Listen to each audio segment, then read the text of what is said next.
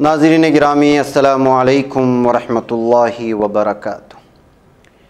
मैं हूँ आपका मेज़बान अंसार अज़ीज़ नदवी और आप इस वक्त सीधी बात चैनल के जारी प्रोग्राम पैगाम फ़ुरक़ान की ये 180वीं क़िस्त मुलाहज़ा फ़रमा रहे हैं। सूरह बक़रा की आज हम एक आयत यानी आयत नंबर 220 की तफ़सीर पेश करेंगे। आइए आयत की तिलावत और उसका तर्जुमा देख लेते हैं। अऊज़ु बिल्लाहि मिनश शैतानिर रजीम, बिस्मिल्लाहिर रहमानिर रहीम। फ़िद दुनिया वल आखिरति व यसअलूनका अनिल यतामा क़ुल इस्लाहुल लहुम खैरुन व इन तुखालितूहुम फ़इख़्वानुकुम वल्लाहु यअलमुल मुफ़्सिद मिनल मुस्लिही वलौ शाअल्लाहु लअअनतकुम इन्नल्लाह अज़ीज़ुन हकीम। यानी अल्लाह अपने अहकाम खोल कर बयान फरमाता है ताकि तुम दुनिया और आखिरत के मामले में गौर व फिक्र करो। और वो आपसे यतामा के बारे में पूछते हैं, उनसे कहिए कि उनकी इस्लाह को पेश नज़र रखना बेहतर है, और अगर तुम उनसे मिलजुल कर रहो सहो तो आखिर वो तुम्हारे भाई बंद ही तो हैं। और अल्लाह फ़साद करने वाले को भी जानता है और इस्लाह करने वाले को भी। अल्लाह चाहता तो यतामा की इस मामले में तुम पर सख्ती करता, क्योंकि अल्लाह साहिब इख्तियार भी है, साहिब हिकमत भी है। नाज़रीन गिरामी, फ़िद दुनिया वल आखिरा, और फिर यसअलूनका अनिल यतामा। यसअलूनका के माने आते हैं वो सवाल करते हैं आपसे, यानी रसूल अकरम सल्लल्लाहु अलैहि वसल्लम से। अनिल यतामा के माने यतामा के बारे में, और यतामा यतीम की जमा है। अल यतीम के माने नाबालिग बच्चे के शफ़क़त पिदरी से महरूम हो जाने के हैं। यानी यतीम वो भी है जो किसी कुदरती नेमत से महरूम हो गया हो, जिसे किसी आँख ना हो, किसी की आँख ना हो, किसी के जिस्म का अज़्व ज़ाय हो गया हो।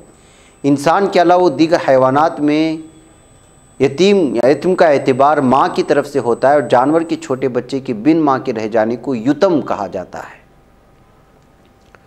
मौलाना अब्दुल माजिद दरियाबादी रहमतुल्लाह अलैह लिखते हैं, ये सवाल करने वाले यतीमों के औलिया थे जिनकी विलायत व सरपरस्ती में यतीम बच्चे पल रहे थे। ये थी सहाबा रज़ियल्लाहु तआला अन्हुम की एहतियात और मर्तबे तक़वा।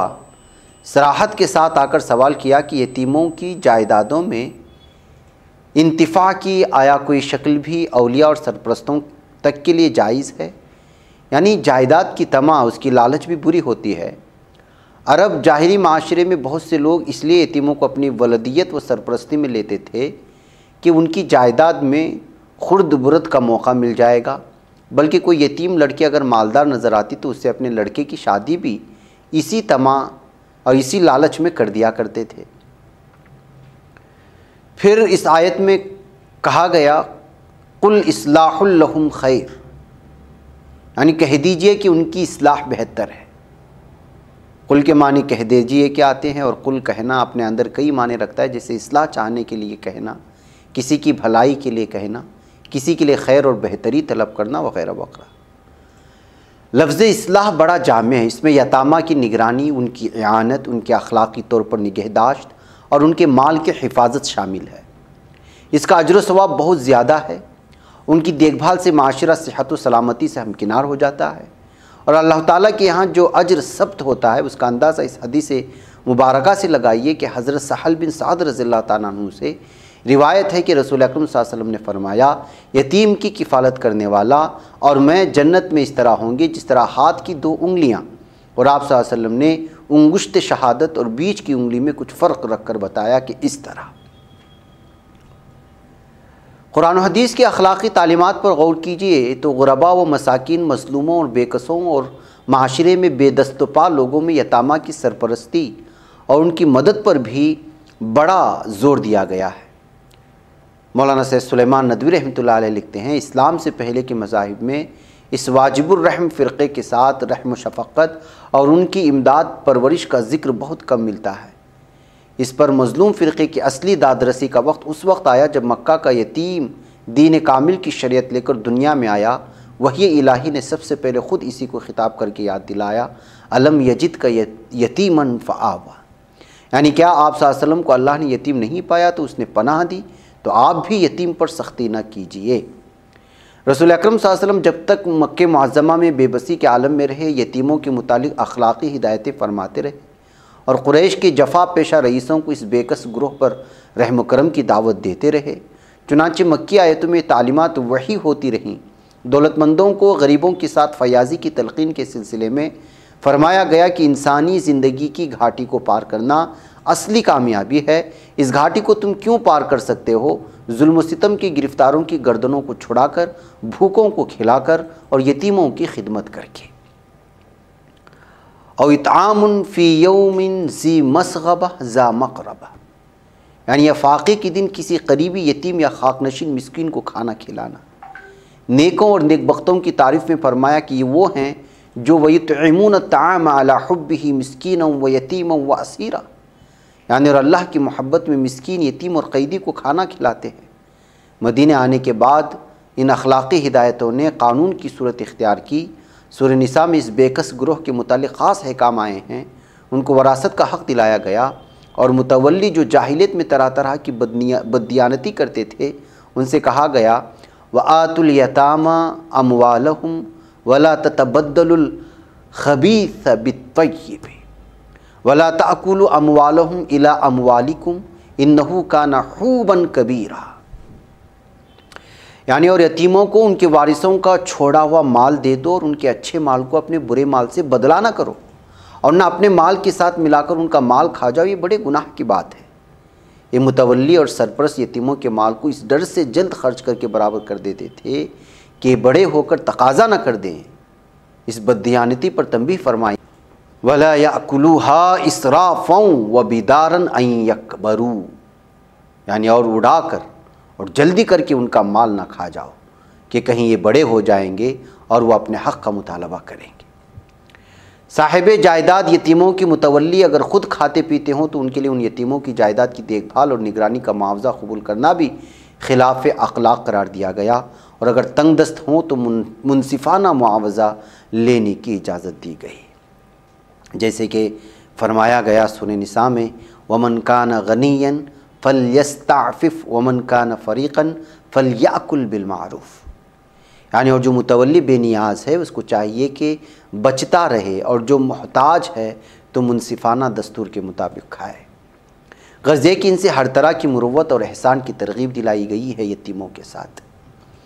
پھر ارشاد فرمایا گیا اس آیت میں وَإِن تُخَالِطُوهُمْ فَإِخْوَانُكُمْ، یعنی اور اگر تم ان سے مل جل کر رہو سہو تو آخر وہ تمہارے بھائی ہیں۔ وَإِن کے معنی آتے ہیں اور اگر، تو خالطو کے معنی مل جل کر رہنا، ایک دوسرے کے ساتھ ملنا ملانا، خلط ملط اختلاط وغیرہ الفاظ اردو میں بھی استعمال ہوتے ہیں۔ تخالطو خلط سے ہے جس کے معنی دو یا زیادہ چیزوں کے اجزاء کو باہم ملا دینا۔ دوست، پڑوسی یا کاروبار میں شریک شخص کو خلیط کہتے ہیں، تو مخالطت سے مراد شرکت یا باہم مل کر رہنا سہنا ہے۔ ہم کے معنی ان کو، یعنی یہ اشارہ یتامہ کی طرف ہے۔ فَإِخْوَانُكُمْ، پس بھائی ہیں وہ تمہارے، یعنی ایک دوسرے کا خیر خواہ ہونا چاہیے، اور خاص طور پر یتامہ تو کمزور اور بے سہارا بھائی ہیں، ان سے ہمدردی اور غمخواری تو کہیں زیادہ ضروری اور جزو ایمان ہے۔ پھر فرمایا گیا وَاللَّهُ يَعْلَمُ الْمُفْسِدَ مِنَ الْمُصْلِحِ، یعنی اور اللہ جانتا ہے برائی کرنے والے کو بھی اور بھلائی کرنے والے کو بھی۔ المفسد فسادی کو، من المصلح اصلاح کرنے والے سے، یعنی اسے معلوم ہے کہ کون بگاڑ پیدا کرتا ہے اور کون اصلاح کا خواہش مند ہے۔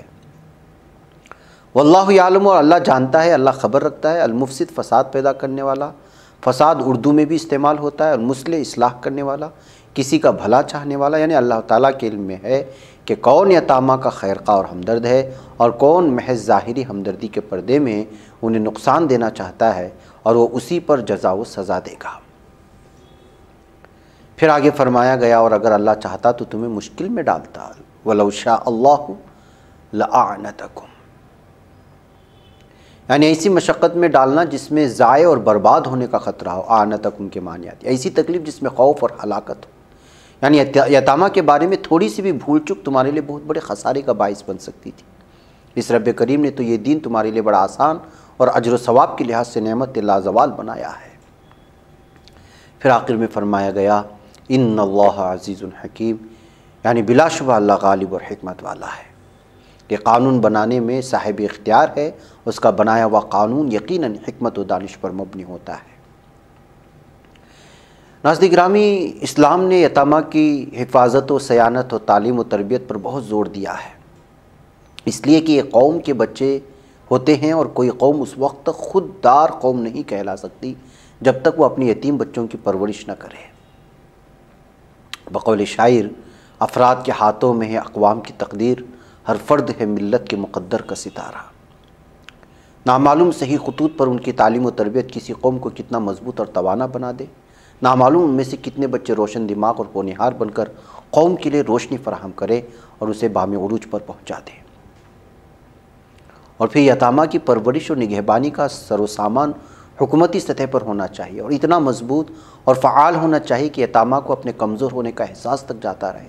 خاص طور پر اسلام کے نام پر قائم ہونے والی حکومتوں کو تو ایسے کمزور طبقے پر فوری توجہ دینی چاہیے، اور ایسی پرورش اور تربیت کرنے والے اداروں کے نام دارالیتامہ اور دارالمساکین کے بجائے دارالسلامہ اور دارالشفقہ وغیرہ ہونی چاہیے، تاکہ وہاں تربیت حاصل کرنے والے بچے احساس کمتری کا شکار نہ ہوں۔ نیز ان کے مال اور جائیداد کی اتنے اچھے طریق پر نگہداشت ہو کہ حکومت مختلف صنعتوں میں ان کی سرمایہ کاری کرے۔ اس سے نہ صرف ملک صنعتی لحاظ سے مضبوط ہوتا ہے، بلکہ بے روزگاری کا خاتمہ ہوتا ہے، اور خوشحال فلاحی مملکت وجود میں آتی ہے، اور یتامہ کا سرمایہ بھی پروان چڑھتا رہتا ہے۔ حضرت عمر رضی اللہ تعالیٰ عنہ کے نظام حکومت میں ایسی کوشش کی گئی ہے۔ مولانا شبلی نعمانی رحمۃ اللہ علیہ کی تصنیف الفاروق اگر ملاحظہ کریں تو یہ ساری تفصیلات آ جائے گی۔ اللہ کرے کہ ہمارے وطن میں بھی کچھ ایسا ہی ہو۔ بہرکیف ناظرین گرامی، مجھے اجازت دیں۔ السلام علیکم ورحمۃ اللہ وبرکاتہ۔